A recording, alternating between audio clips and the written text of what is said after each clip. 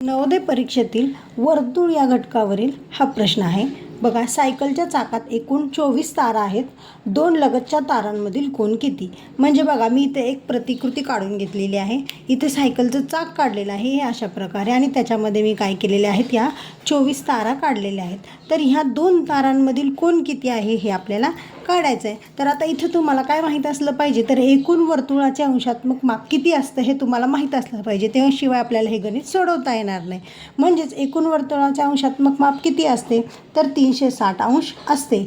मग इथे एकूण याच्यामध्ये किती तारा आहेत, तर 24 तारा आहेत. तर मग आपल्याला काय करावे लागेल, तर 24ने याला भागावं लागेल. 24ने भागल्यावर आता आपण छोटा भागाकार करू. 12 एका 12, 12 दोन्ही 24 आणि 12 त्रिक 36 आणि वरचा 0 घेतला. पुन्हा या 30 आणि 2ला काय करणार आहे, 2ने भाग जातो. बेक बे, बेक बे आणि बे पंच 10, म्हणजेच उत्तर काय येतं, तर 15 अंश हे उत्तर येतं. म्हणजेच या 2 तारांमधील कोन किती असणार आहे, तर तो असणार आहे 15 अंशाचा, म्हणजे उत्तर येणार आहे बी. तुम्ही असं करून हे 2 तारांमधील अंतरसुद्धा तुम्ही काय करू शकता, कोन मापकाच्या द्वारे पडताळून पाहू शकता. अशाच जर नवीन गणितांच्या प्रश्नांसाठी आमच्या या चॅनलला सबस्क्राईब करा.